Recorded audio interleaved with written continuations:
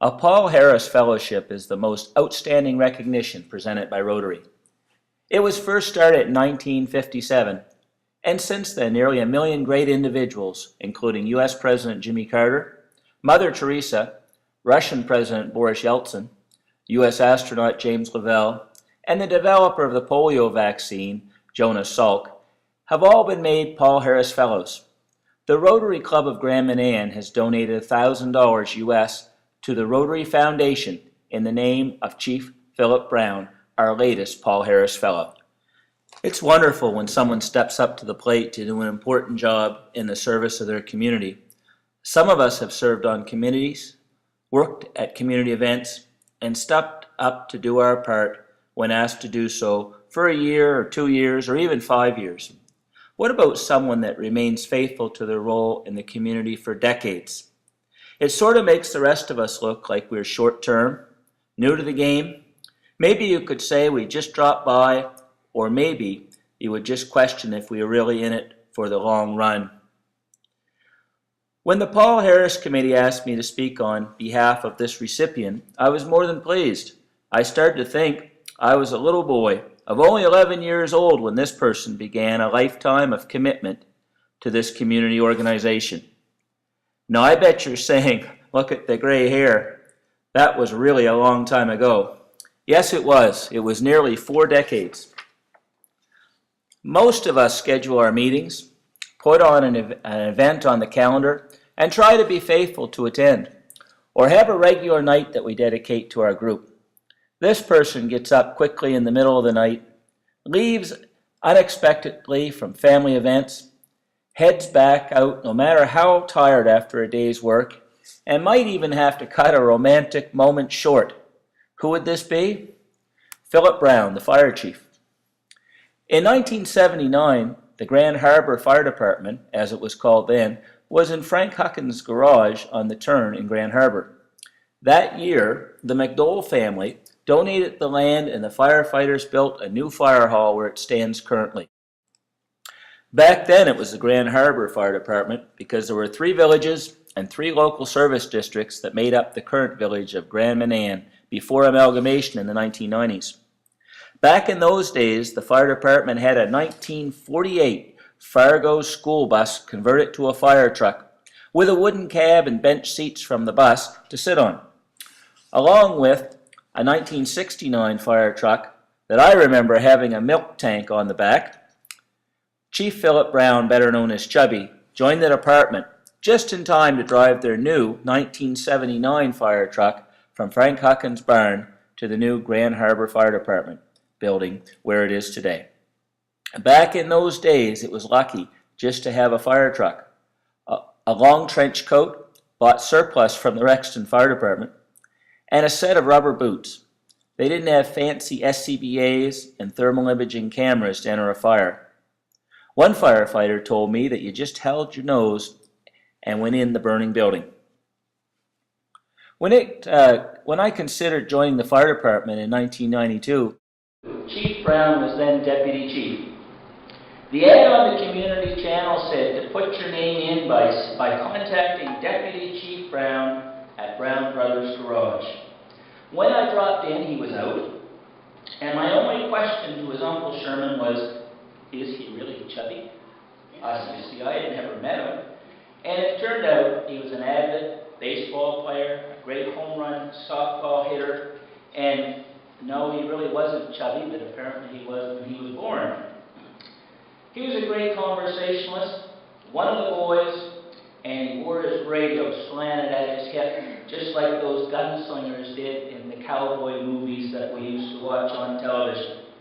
Well, it wasn't long, and I was a firefighter, and also it wasn't long before the then Deputy Chief Brown asked me if I was going to be another one of those damn mainlanders coming to run things.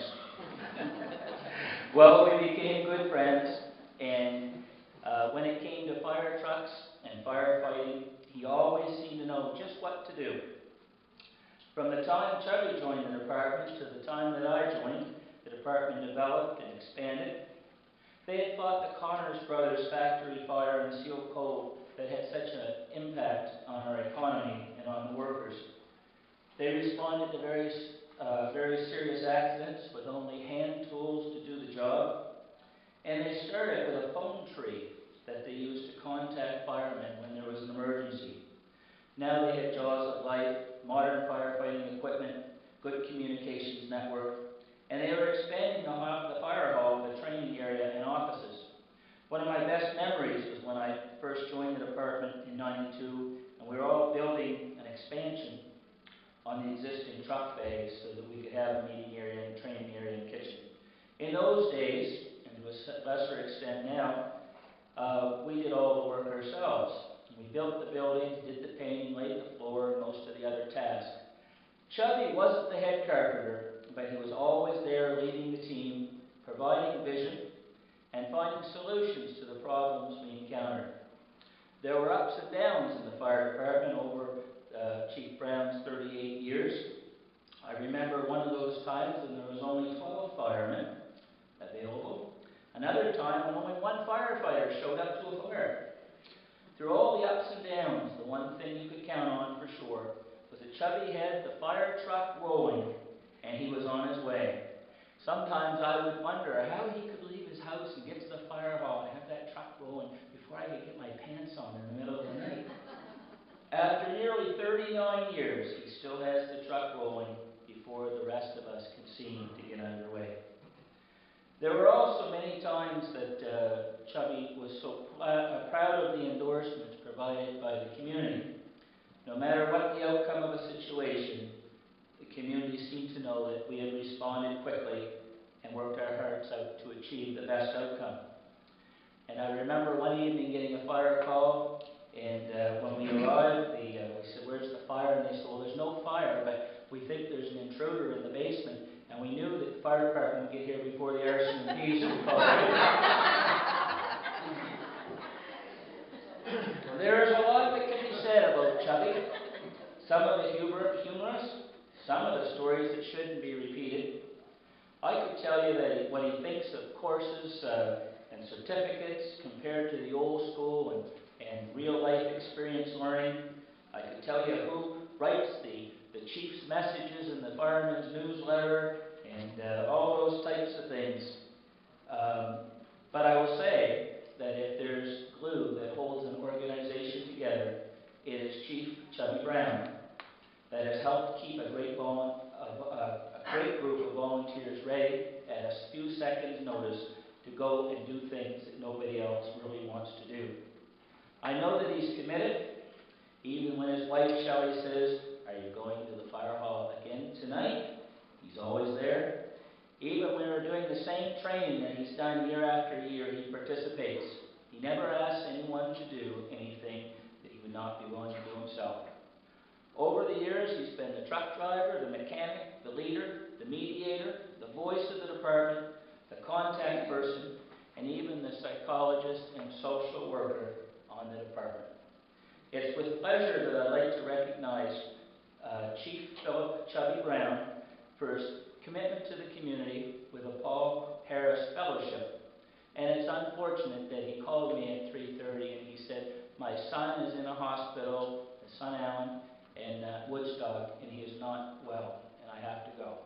So I will see that he gets the Paul Harris Fellow that we wanted to present him tonight. Thank you.